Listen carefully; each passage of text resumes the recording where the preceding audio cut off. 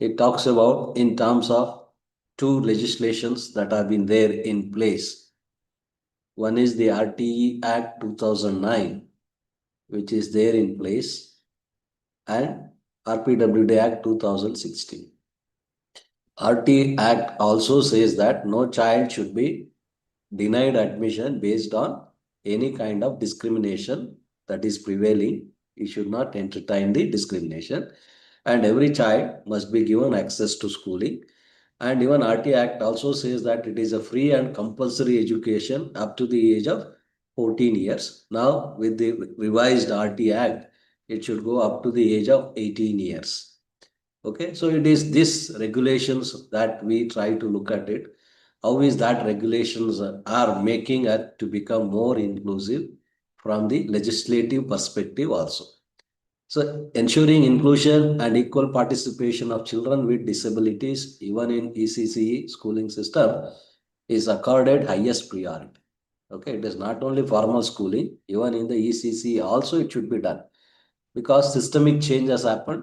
So our formal schooling will start from 5 plus, then move on to the preparatory 3 year stage, then to middle stage, and then to 4 years of secondary stage.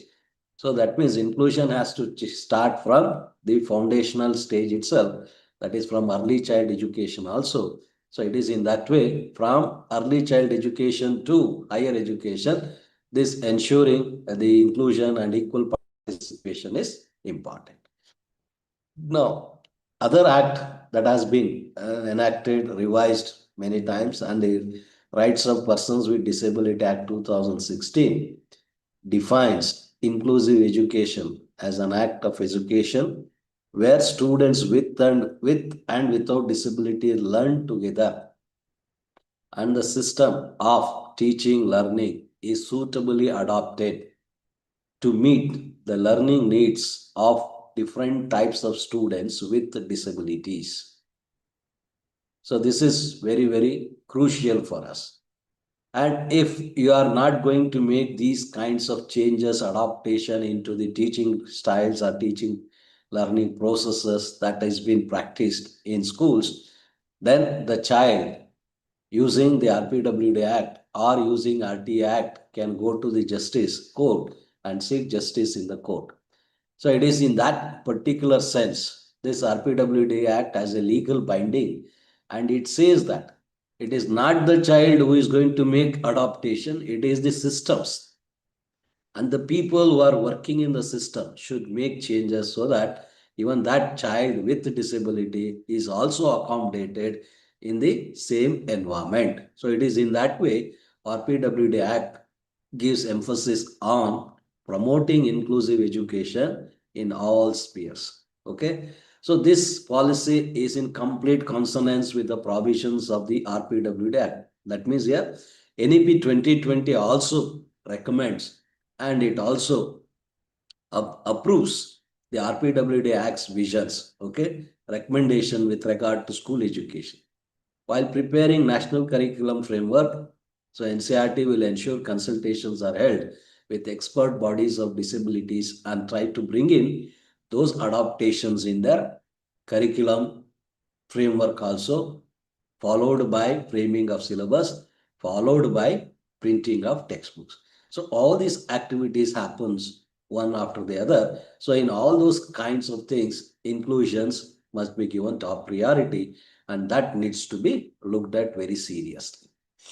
So another thing that it talks about the schools or school complexes which will be provided resources for integrations of children with disabilities. Okay, so we know that the school complexes are going to be created as a model schools, model structure, which is empowered with all kinds of resources, including the special educators.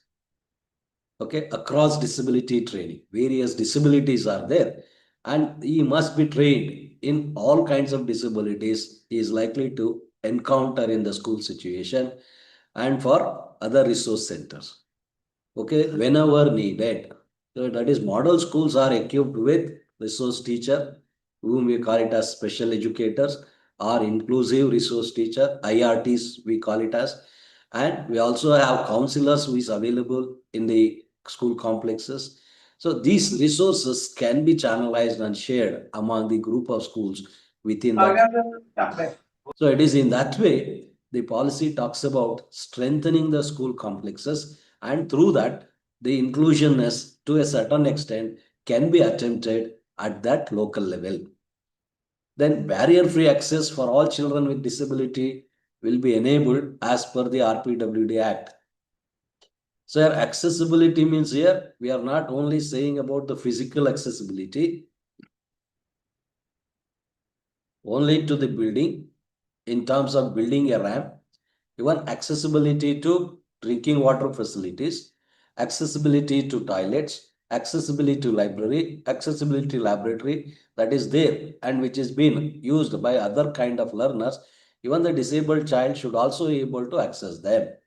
If there are any barriers that are there, you try to eliminate the barriers and try to provide the necessary physical infrastructure changes so that this child also avails those facilities without any barriers in the process. So that is what we need to look at it. Different categories of children with disabilities have differing needs. So that means here RPWD Act talks about 21 disabilities. All these 21 different disabilities have different needs. For example, hearing impaired child. His only defect is not able to listen, but he has got all other sense organs working efficiently. Now, if you supplement him with the hearing aids or with alternative ways, so he is able to learn. So we need to look at it. Similarly, a visually challenged child is a blind. If we say he is a blind, then he is only not able to see the things, but he is able to listen, he is able to touch, he is able to feel, and he is able to make sense of that. So his needs are different. So similarly, low intellectual ability child. So he requires more time to learn, more experiences to be provided. So it is in that way, it says that all categories of disability cannot be treated as one single disability. There are different disabilities to be treated differently. So according to those disability needs, so the teacher has to accommodate and facilitate their needs. So that is what this statement is talking about. And the schools and school complexes will work and be supported for providing children with disabilities with suitable accommodations and support mechanism tailored to suit their needs and ensure their participation and inclusion in the classroom. Okay, so that means if all schools may not be having needs, at least the school complex must have all these facilities so that if that school cannot accommodate a child with disabilities in their own school, but they can send that child to school complex facilitated school and enable him to access education. So it is in that way the policies visualizes that school complex are going to be the strengthened and they must work as a resource center for catering to all kinds of learners with all kinds of facilities, aids and appliances reserved for them, and even the personals are there to deal with them very efficient. So it is in that way the policy highlights the importance of school complexes. Next, it talks about how is that can be brought in. Now, assistive devices and appropriate technology-based tools must be brought in. What are assistive devices? These are the devices which supports the deficiency of the disabilities. Okay, for a hearing impaired child, if he is able to hear the low voices, his voice needs to be amplified by inserting a ear aid into his ear. The ear aid acts as an assistive device. It amplifies the sound and transfers that to the brain, and he can process that sound. So it is in that way assistive device is given. For a blind child, so he requires a cane which is able to touch, feel the sound, and he can able to move. Mobility access can be given, and he is supposed to write in his own literature. So braille has to be looked at it, and it has to be used like this. And for all those things, even you can see a technology can be brought in. If improvised devices are available, you can able to look at it. For example, you might have seen the wheelchair, which is mechanically driven by the disabled person only, pushing it forward or backward. Now, with the advancement of technology now, it is mechanized and he can turn that left and right, move forward, backward, rotate everything by handling the gadget which are placed in the armchair itself. So there is most advancement is there. So which avoids is mobility factors. If a child is locomotorily disabled, then these kinds of advanced mobility technologies assisted devices can be used. So similarly for teaching languages, I can use varieties of animations which are available to us. I can also use varieties of simulations which are there. So it is in that way they talk about even the textbook for blind must be available, which must be available in braille script only. And even if he's a low vision person, then the print size must be large enough. So those large print books also should be made available. The braille print books must be available. The audio format of the book must be made available. These kinds of things are alternative to the disabled children. So that needs to be brought into picture. Okay, all these are to integrate more classroom engagement and then engage with teachers and their peers. So this will help us to bring in the coordination between the learner and teacher and make the learning more active, collaborative in the classroom condition.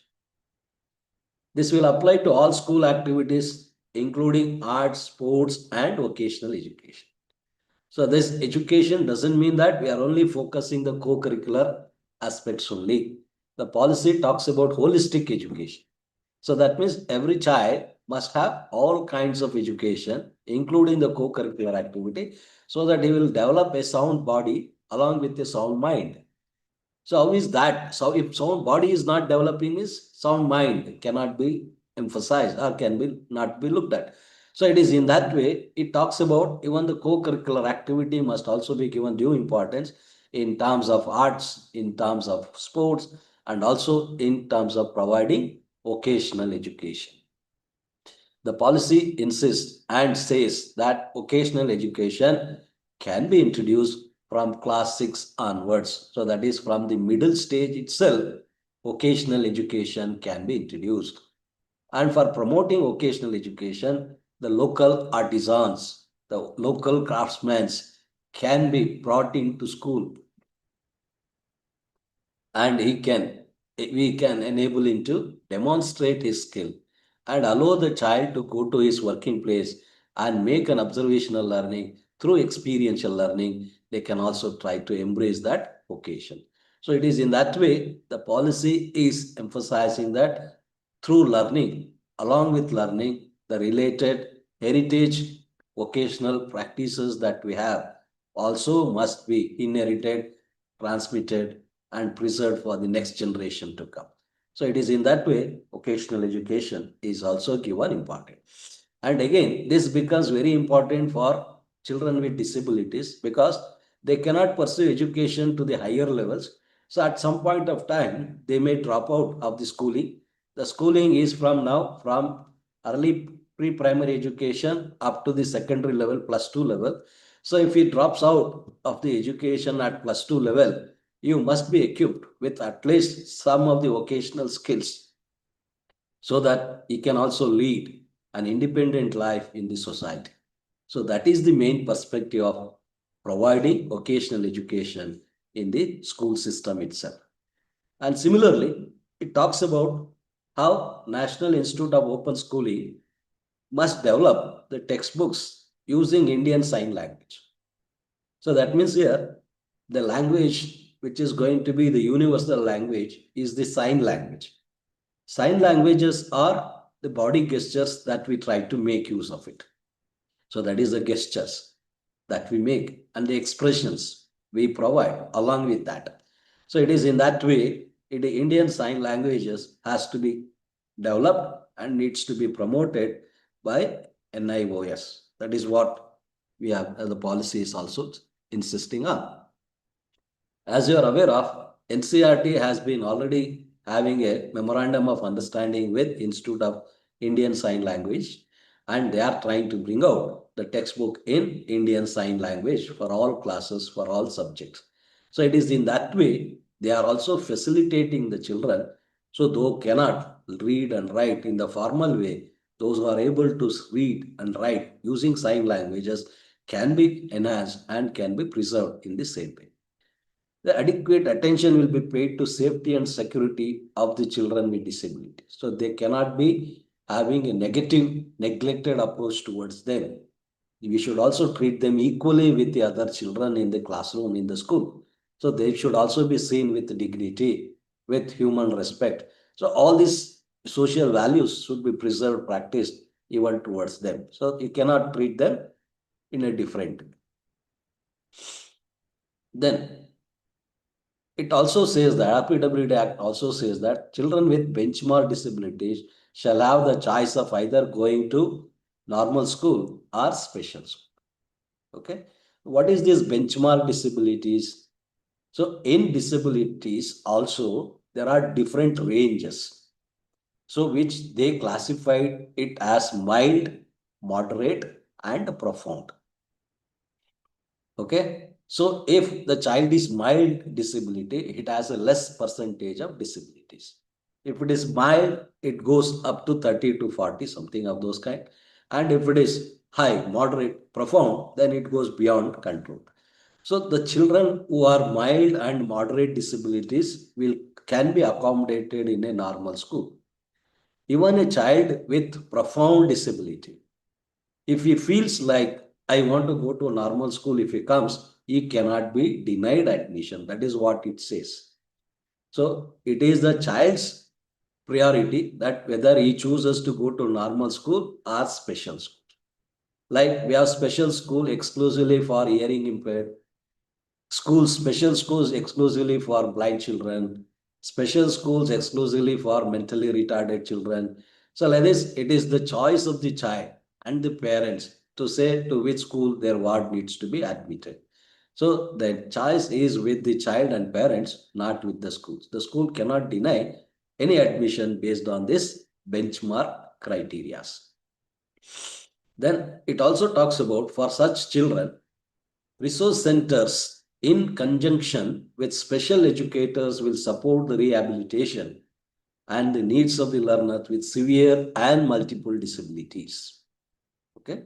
So that means here all the resource centers that we are trying to build up, maybe there in the special school complexes or maybe created exclusively at the block level or at the cluster level. If those centers are there, in those centers, special educators who is able to rehabilitate the child and support their educational needs and assist the parents and guardians in providing quality homeschooling and skilling for such students as needed. So whichever is very suitable for them, whichever the child decides to look at it, that needs to be brought in and that needs to be provided. Next comes the home-based education. So it is those kinds of children who have multiple disabilities, like they may not able to sit, they may not able to do their independent activity. They need 24 hours monitoring assistance by the elders.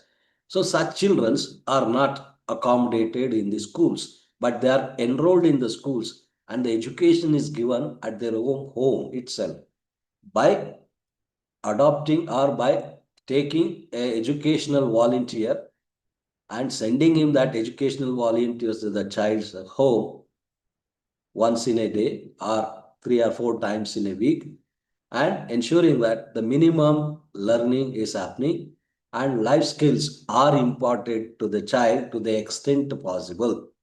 So it is in that way home-based education is also being promoted as a part of inclusive education. So this is also given, they are enrolled, and even that child is also given all the benefits what a normal child gets in the school, including the uniforms is sent to home, his ration is sent to home.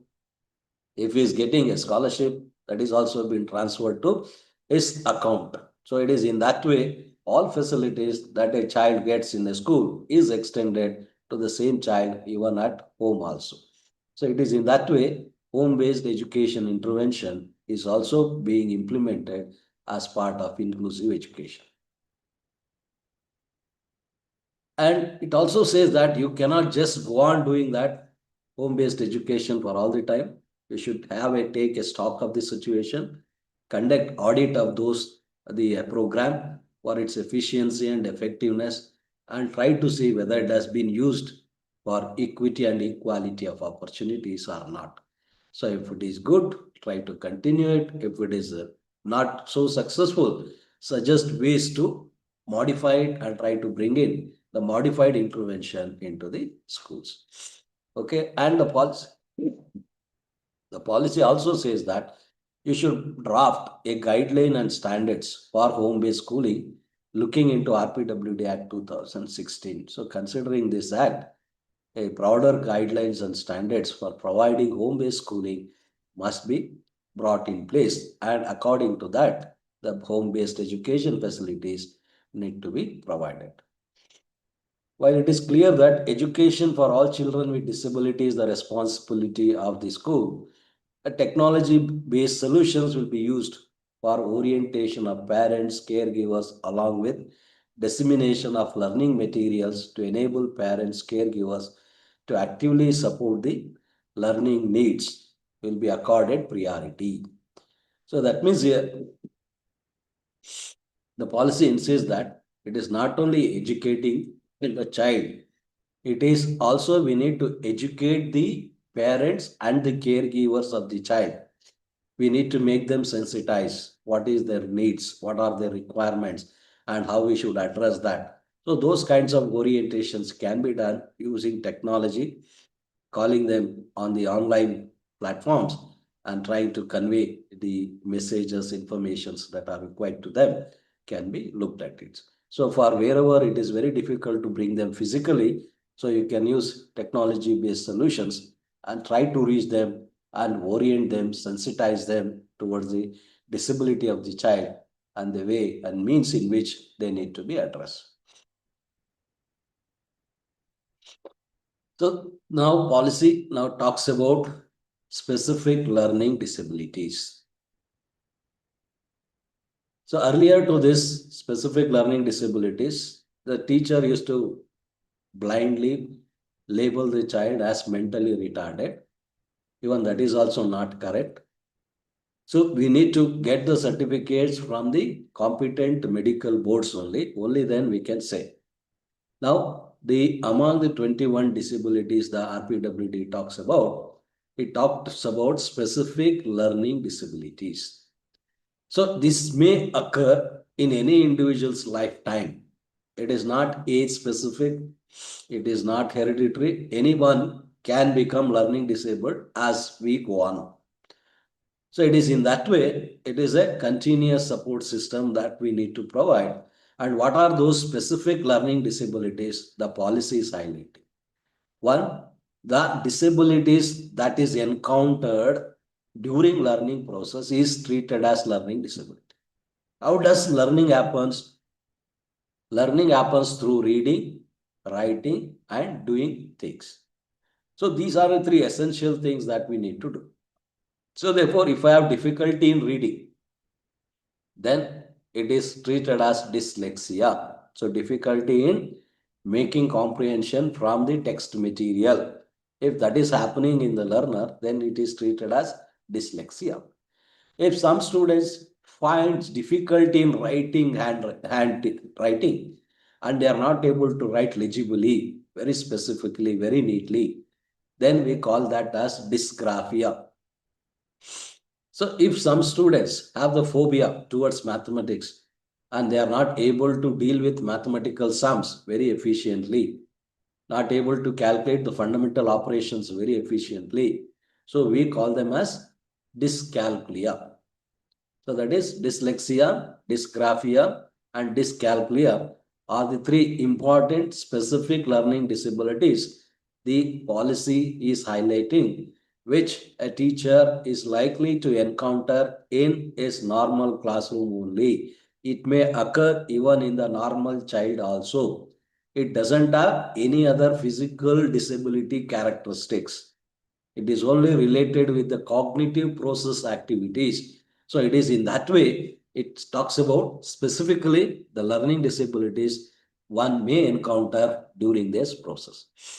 Okay. So the policy also says that teacher must be helped to identify such learning disability early and plan specifically for their mitigation. So that means here the policy talks about every teacher must be oriented on how to identify the disabilities, what are the signs and symptoms of these disabilities, and how do I know them, how do I identify them, and if I identify them, how do I refer them for further necessary actions.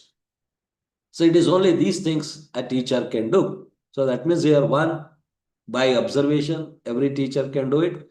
And there is functional assessment performers are available. Looking into those, looking into the child's behavior, you can mark them and accordingly you can come to some conclusion that this particular child has this, maybe having this kind of disabilities. So once you are identifying it at the early stage, then you can refer that, you can inform the school authorities, you can inform the parents and advise them to take their child to the doctor for medical treatment or for counseling or any other thing that we can do. So that is, teachers can only do the referral service. They are not going to treat or deal with the disabilities extensively on their own. So it is only needed that you are able identify them at the early stage so that if they are addressed at the appropriate time, that disability can be overcome over a developmental period. So that is what this factor is highlighting.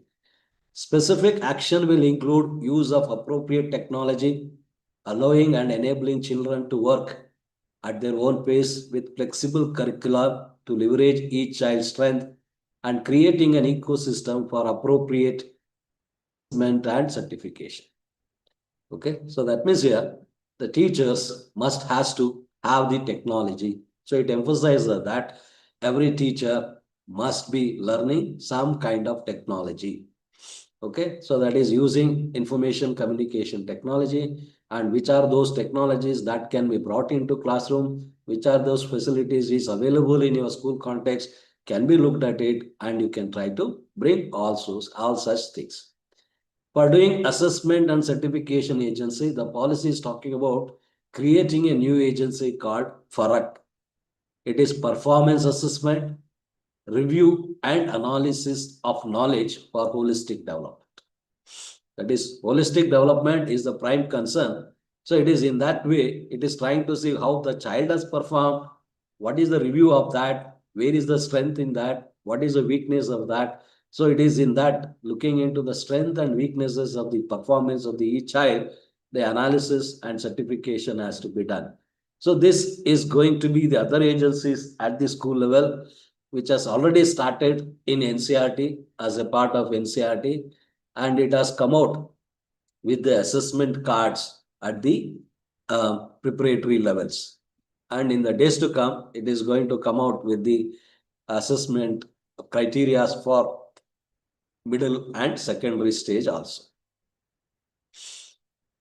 And it is awareness and knowledge of how to teach children with specific disabilities will be an integral part of teacher education program. The policy says that now, since we are going to become the inclusive schools in near future, so we should also have inclusive teachers in place to make them inclusive. So that related theoretical knowledge must be provided in the teacher training programs. So therefore, all future teacher education program will have inclusive education paper as a mandated paper for their study, which they need to pursue and qualify in that order. And this policy also talks about not only formal schooling structure, it also talks about alternative forms of schools, encouraged to preserve their traditions and the pedagogical styles. So there are different kinds of knowledge that are persisting, the Indian knowledge systems. all the cultural and heritage knowledge systems that we have. So that needs to be preserved, and in whatever forms they are there, and childs can able to encourage them to learn in other forms also. So they will be supported to integrate subject and learning areas prescribed in the NCFSC, that is National Curriculum Frameworks or Secondary Education, into their curricula in order to reduce and eventually eliminate the underrepresented group of children from these schools in higher education. Okay, so that means here the new policy national curriculum framework that is to be brought out for school education sector, which has been published in 2023 by NCERT, and that document is available on the NCERT website. One can download and you can go through them, what the curriculum framework is talking about, the curricular areas of the learner who needs to pursue that. Then in particular, financial assistance can be provided. Okay, and that will be provided to introduce science, mathematics, social science, Hindi, English, state language, other relevant subject in the curriculum as may be desirable in the schools. So that means if schools are not doing this, and for introducing that, if they have any financial crunch in those situations, the financial assistance may be provided. So it is in that way it talks about. So this would enable children studying in these schools to attain learning outcomes defined in the chapter 1 to 12. So what are learning outcomes? Learning outcomes are the derived from the learning standards, where they are looking at the competencies obtained by learning the prescribed curricular knowledge. Along with that knowledge, they also acquire the skills of dealing with it. So competencies are knowledge plus skills plus attitude. So all three combinations merge together and result as a learning outcomes. And these outcomes, I need to exhibit them in any context at any time. So that is in authentic context and situations, a learner is expected to demonstrate his knowledge and skills whenever demanded. So it is in that way these learning outcomes are to be looked at it. And again, NCERT has come out with the learning outcomes from all levels, from elementary, secondary, and senior secondary level. The learning outcomes books are also available on the website. One can go through them and try to make a distinction between what are learning outcomes and learning objectives. So students in such schools should be encouraged to appear for state level or state or national level examination and assessment by NTA. So we know that for getting admission into higher education institutions, now the country is focusing on one single testing agency, which is called as national testing agencies. Only in one examination that will be conducted, and the results of that can be used for multiple purposes by various universities, and the students may be given admission. So it is in that perspective, the national testing agencies will do that. And for all such kinds of examinations, also competitive examination also, the children with disabilities should be empowered, but they must also be encouraged to participate in such kind of examination also. So there is no relaxation in the regular formalities that one has to undergo. Then capacities of teacher in teaching science, mathematics, language, and social studies developed, including orientation to new pedagogical practices. So capacities of the teacher can be brought about in all various subjects by having orientation program in new pedagogical practices. Okay. Then having libraries and laboratories is a very must. Okay. Libraries must have reading materials, all kinds of books, including the story books, journals, that must be there. And in laboratories, we should have varieties of equipment for conducting the experiments, including the teaching learning materials, that is including the maps, charts, models that are required for teaching a particular subject needs to be equipped. Then it talks about within SEDGs, and with respect to all the above policy points, special attention will be given to reduce the disparities in educational development of scheduled caste and scheduled tribes.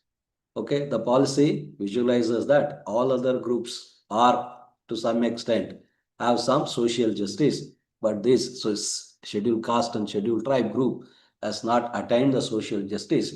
So special attention must also be provided to them. As part of effort to enhance participation in school education for such children, SC and ST students, special hostels will be opened in various regions. Bridge courses will be offered. Financial assistance through fee waivers and scholarship will be provided. Talented and meritorious students from all SEDGs on larger scale, especially at the secondary education, will be facilitated into entry into higher education. So it is in all these things are aiming at empowering the students of SC and ST community to acquire education and also use all other financial assistance that is provided for them to pursue even the higher education also. It is in that way the policy visualizes. So the policy also says that we should create varieties of NCC clubs in the schools. Okay, because NCCs are working under the Ministry of Defense. So if the NCC cadets are promoted at the school level and they have a certificate, okay, C certificate, B certificate, which enable them to qualify them to get recruited into the defense systems. So it is in that way, they are also trying to see that they should not have human crunch even in the recruitment of defense forces. So it is in that perspective, they say the patriotism and making the child to believe and serve the nation is also part of the life. So to do that, so NCC and NSS club activities are to be looked at.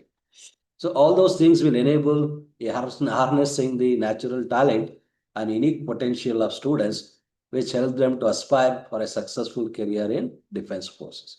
So even in defense forces also there is short-term commission and other type of commissions where one can enroll into them after graduation in different disciplines and then coming out of the service after serving for 5 to 10 years or 10 to 15 years time period. So those kinds of things are there. So students can explore and see their future occasional prosperity in defense sector also. Then it also talks about providing all kinds of scholarships and other opportunities that have been there. All these things must be brought under one single window system. So you might be seeing that in Karnataka state, they have got scholarship portal, state scholarship portal. At the national level, we have national scholarship portal. So where it pulls in the scholarship amount given by various departments and it gets channelizes and directly remits into the student's account. So it is trying to avoid the overlapping by different agency departments and the students getting multiple financial assistance from different agencies. To avoid that and to get the simplification in this procedure, these kinds of activities are done. Then all the above policies and measures are absolutely critical for attaining full inclusion. Okay. So these are all necessary. You cannot say they are not necessary. So even all these facilities are necessary for doing it. Now, what is required when you give all kinds of facilities? It says that required a change in school culture. So you need to bring changes at your school level itself. All participants in school education, including teachers, principal, administrator, counselor, and students, will be sensitized to the requirement of the students and the notion of inclusion. So everybody who is there in the school system must be sensitized regarding the children with disabilities and how those children has to be given due respect and treated dignitively and treat them with equal with all other students. So it is in that way, this sensitization program for all stakeholders is a must. Then it also talks about when you change the school culture, it changes the educational culture. And through the educational culture, we are trying to see the transformation in the society. So that society transformation can be seen only by bringing transformation in the school culture. So that has to be initiated. And again, inclusion and equity will be the key aspect of teacher education. So that is has to be made compulsory. And for recruiting anybody in the all kinds of setup, a teacher qualification must be having inclusive education as a mandated way. That students will be sensitized through this new school culture. So it is not only the parents, students, and HMs and other things, even the students who are there, who is going to sit along with these disabled students, must also be sensitized regarding what are their basic requirements, how they must be dealt with socially, emotionally, and how moral support has to be provided. All these things has to be looked at. Then school curriculum will include early on material on human values. Whatever you are trying to do with that, so you are going to project those human values among the learners and even among the disabled children also. And the policy talks about these kinds of values that needs to be built in. One is empathy, tolerance, human rights, gender equality, non-violence, global citizenship, and including the equity. So all these factors are considered as the greatest human values. So you need to bring them, you need and put them into practice. That is what the 20th point is talked about. So these are all about the school education sector, how equity and inclusive education can be brought about from this perspective and from the visions that has been given. Now, the same aspect is also referred in the higher education under chapter 14, so which is equity and inclusion in higher education. It talks about these aspects. Why it is important? Because student must transit from school education to higher education. And the policy also insists that by 2030 or 35, enrollment ratio in the higher education institution must increase up to 50%. At present, it is only 20 to 25%. It must go to 50%. And therefore, there is a need to create a number of higher educational institutions and to enable them to get the quality education. So it is in that way, it is talking about entry into quality higher education can open a vast array of possibilities. So it tells about, it gives scope for individual to explore the possibility of knowledge, the possibility of occasions that one can aspire and try to see how they can pursue in this. So it is in that way, higher education opportunities available to all individuals must be the highest priorities. Okay, so everybody must have the priority of going into that. So it is in that way, it is talking about it. In 14.2, it talks about the dynamics and also many of the reasons for exclusion of SEDGs from education, which are common across school and higher education sector. Okay, so what are the whether number of different factors that you are trying to look at it, the kind of reasons the authorities provide and deny the admissions is also there. So it is in that approach, therefore it says approach to equity and inclusive must be common across school and higher education. You cannot say inclusive education factor only at the school level. It should also be reflected even in the higher education. And therefore, inclusion is a continuity across stages to ensure sustainable reforms. So to maintain the sustainability of that, so this must be looked at as a continuum process from school education to higher education. The policy initiative required to meet the goals of equity and inclusion in higher education must be read in conjunction with those of school education. So you cannot read only higher education part and neglect the school education part. So you have to read both of them and try to make a comprehensive understanding of inclusion in the like. So there are certain facets of exclusions that are particular to or substantially more intentional education. It is there. So it is in that perspective.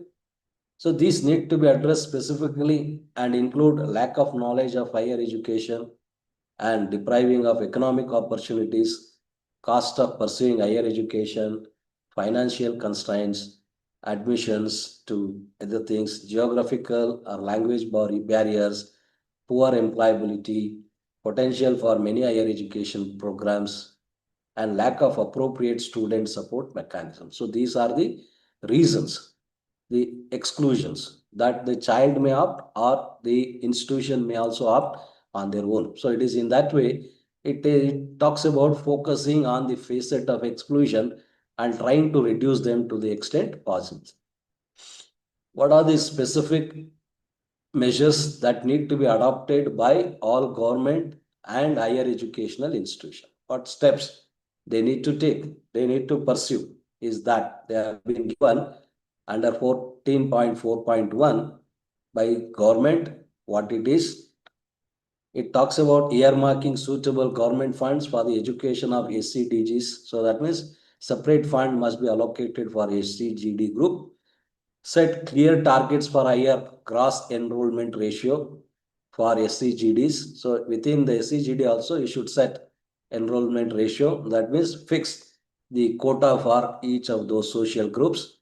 Enhance gender balance in admission to higher education institution. So that means they have to give importance to both male and female students to get enrolled.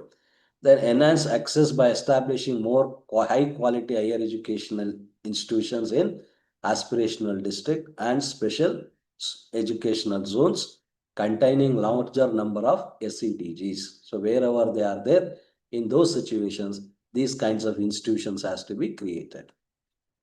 Then develop and support high quality higher education institution that teach in local or Indian languages or bilingual. So it is not insisting that higher education should be given only in English medium. It can be taught even in the local language also, or by using bilingual approach also, this must be done. So you may be aware that many of the institutions have adopted this. So some of the professional courses like medical science is also being taught in Hindi in North Indian states. So like this, different states have a different measure approaches where they try to provide the accessibility to education in more than one language. So higher education doesn't insist of teaching them only in English medium. Then provide more financial assistance and scholarship, enhance the scholarship as per the provisions that are there. Conduct outreach programs on higher education opportunities and scholarship among the group. Develop and support technology tools for better participation and learning outcomes. Okay. So as we are seeing in Karnataka, you have the technology in higher education. It is UMC has come, Unified University Management System, or UCMCS is there. So where it has got a common calendar, common criteria, and it is to be enrolled online, and accordingly examinations are conducted, results are declared, and certifications are given. So it is those things. Now, what are the steps to be taken by all higher education institutions? So here all education means here colleges and universities. So it is the same as it has been said to the government education, more or less it is the same thing. Mitigate opportunity cost and fees for pursuing higher education. If you are charging any other fees, extra cost, that needs to be reduced. Provide more financial assistance and scholarship for socioeconomically disadvantaged students. So sometimes they may give, sometimes they may reduce it. Conduct outreach on higher education opportunities and scholarships. So that is outreach program, outreach centers must be opened. Make admission process more inclusive. So that is giving weightage criteria for all kinds of groups of people must be looked into. Make curriculum more inclusive. So whatever is the curriculum that you have prescribed for a particular discipline, it has to be more inclusive, having accommodating every kind of learners in that process. Increase employability potential for higher education programs. So that is every program, it is ultimately linked to the future vocational opportunities. So your programs must be oriented to develop the skills which the learner can use it in their vocational world. So it is, you should, every course must have skill enhanced program within it that must be looked at so that a learner graduate can become employable in any sector. Develop more degree courses taught in Indian languages and bilingually. So you don't prescribe only in one medium of instruction. Even in local languages also, these degree courses, different courses can be offered. Then ensure all buildings and facilities are wheelchair accessible and disabled friendly. Okay, so that means here it is ramp is a must, and wherever they are going, whatever facility a normal child uses, they must also be able to use them. For example, a school in a building, a higher education institution, the classes are running in a first floor, and there is a wheelchair student, and there is no ramp to go to the first floor, and there is no lift also available in the building. In such cases, the class of that child, of that student, needs to be shifted to ground floor only. So it is in that way accessibility can be addressed, and accordingly you try to look at it. Develop bridge courses for students who come from disadvantaged educational backgrounds. So that means your bridge courses will try to eliminate their inhibitions or the communication barriers that they have and the hesitations that they have in the beginning. So that will be facilitated through coursework, and it will enable them to proceed further. Provide socio-emotional and academic support. So that means wherever they are feeling inferior, teachers should encourage them, and you should try to provide them with varieties of resource support materials, and we need to mentor them, all such students, through counseling and mentoring program. Okay, through doing the counseling, inquiring about them, knowing about their welfare, trying to know what best can be done to that child can be looked at. Ensure sensitization of faculty, counselor, students on gender identity issue and its aspects of higher education, including the curriculum. So even in that aspect also, gender sensitization must be looked into. Strictly enforce all no discrimination, anti-harassment rules. Okay, so that means here you should say that no discrimination and anti-harassments are the rules of our institution. We don't follow that. So we are against that. So this declaration must be there, and it must be enforced in letter and spirit.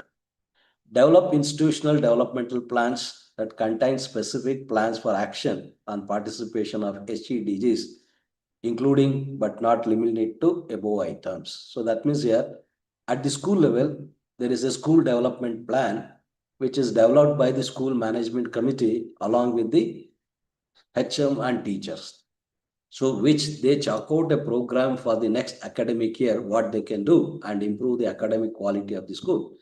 Similarly, at the higher educational level, it talks about having institutional development plans where that committee will create a plan and take care of these SCDGs and considering all other above factors.